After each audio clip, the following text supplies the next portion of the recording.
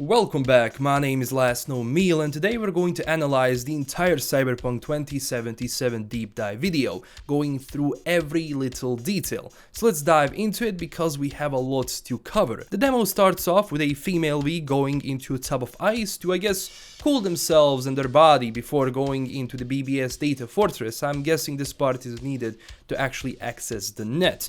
There is also our first look at the net in Cyberpunk 2077. At first, one of the netrunners who says, "Who will protect us inside?" And another netrunner says, "Leon and Jean Curie." So it means that the net is dangerous. There are many things that can hack you back. So having some netrunners in the net is always recommended. Keep in mind, the runners around us are Voodoo Boys, a gang of extremely skilled netrunners trying to breach the black wall, which serves as a barrier between the deep net, where you have the free AIs that are either there because of Soul Killer virus that uploads you into the net, leaving your body on the outside, and various other free AIs that are stuck there.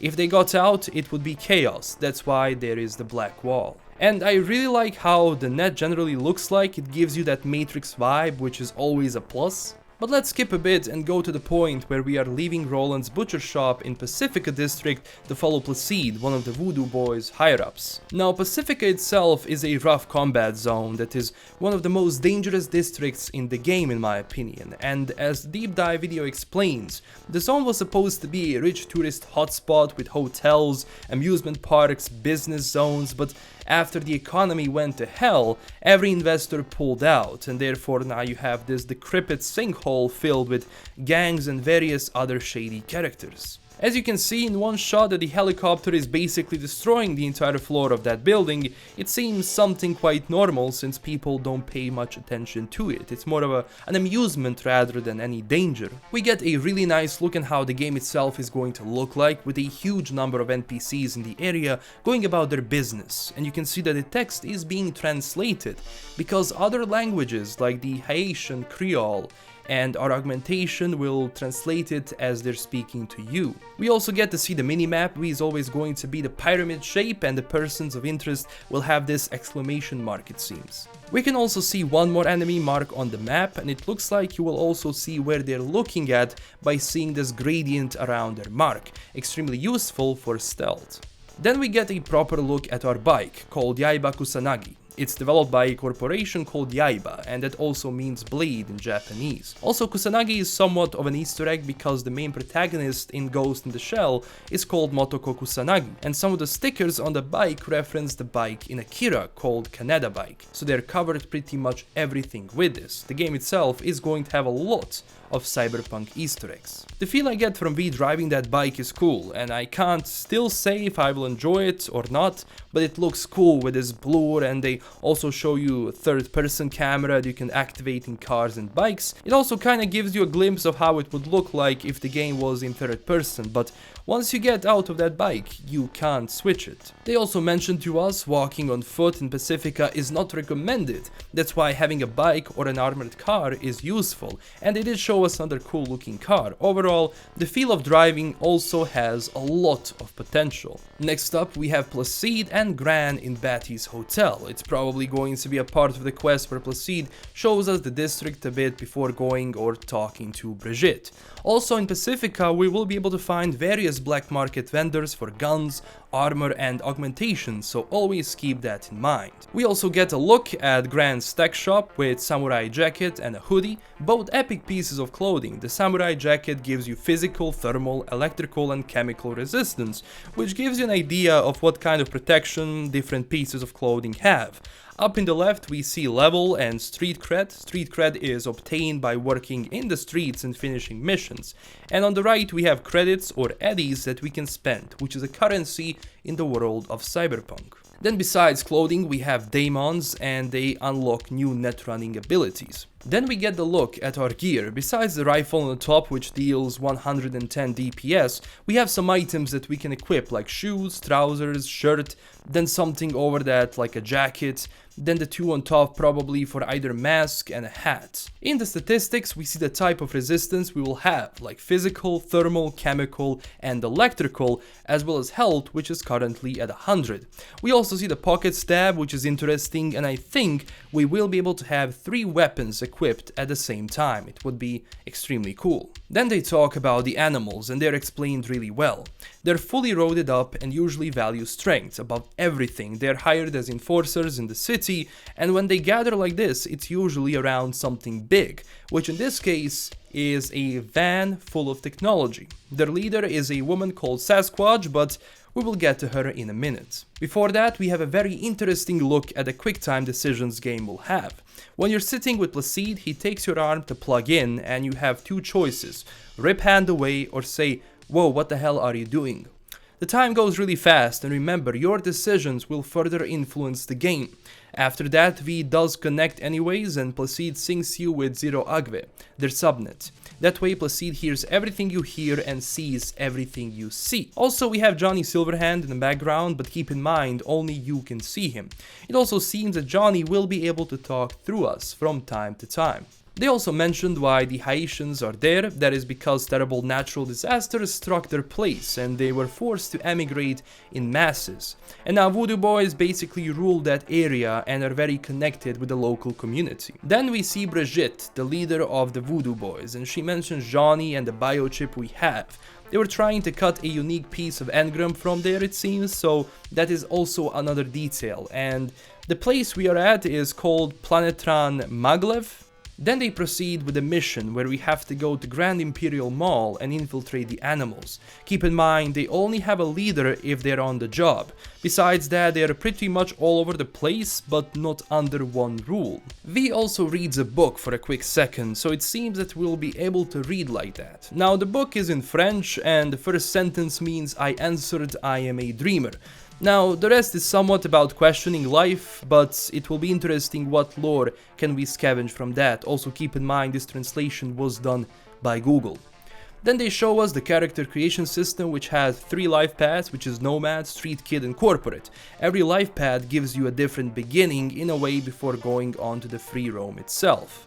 Now, life paths unlock you different dialogue options, like the one with Brigitte where we can say the crypt doesn't inspire confidence and it might open up new possibilities. Then we see how you can choose a body type like male and female, and CDPR actually explained on the gender side, giving you a possibility to have, let's say, male body type and female voice. Whatever, it's an optional thing. I don't understand why some people were tripping around this. Then the usual like skin tone, eye, facial features, etc, etc. Then we see the attributes like body, intelligence, reflexes, technical and cool. After that, a perk screen in the character tab giving you a lot of details around what to learn, and what you choose depends from the characters you want. The main attributes go into further detail with handguns, rifles, blades, hacking, shotguns, two-handed assassination, nerve, sniper rifles, engineering, melee, and athletics. It has a fluid class system, so generally you will be able to fully design the character as you want to play through the game. Then we get a couple of shots where it shows that you can be a solo, netrunner, or create a hybrid class of your choosing. When it comes to weapons, we see the turret gun we took, then hand-to-hand combat, and plugging in with the nanovire we can also use as a weapon, a shotgun, and also a throwing knife. If we are also a netrunner, we have a selection of viruses we can use to hack enemies, like the lead jammer that makes this animal explode, killing the second guy as well. Then CD Projekt proceeds to show 2 playstyles, Netrunner and Strong Solo. You can see the difference in the body and intelligence. Also, Netrunners have better cool, it seems, than a Strong Solo. Keep in mind, this is just a default class. You can go in a different direction if you want. First off, we go with Solo. They have advanced strength, and as you approach the turret, you can see 2 options, Override and Rip Off. If you override it, it probably starts shooting on the animals, but if you rip it off, then you can use it to kill everyone. That depends on your build. Shooting generally feels fine. Enemies are not bullet spongy, and for a second, we can see how our experience with rifles is going up.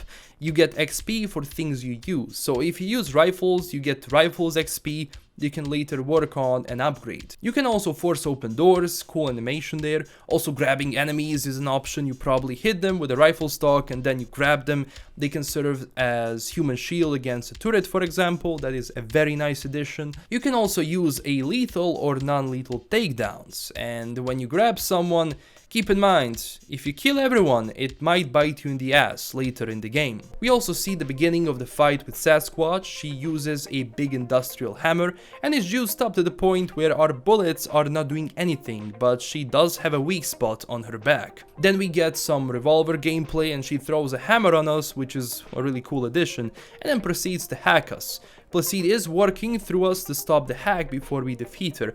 Keep in mind, in this game, someone during the fight can start hacking you, so you have to be ready. And even then you have a decision to either kill her or spare her life. As they say, your Cyberpunk, your rules. After the solo class, we move on to the Netrunner, which is more of a tactical stealth class that uses hacking to overcome obstacles.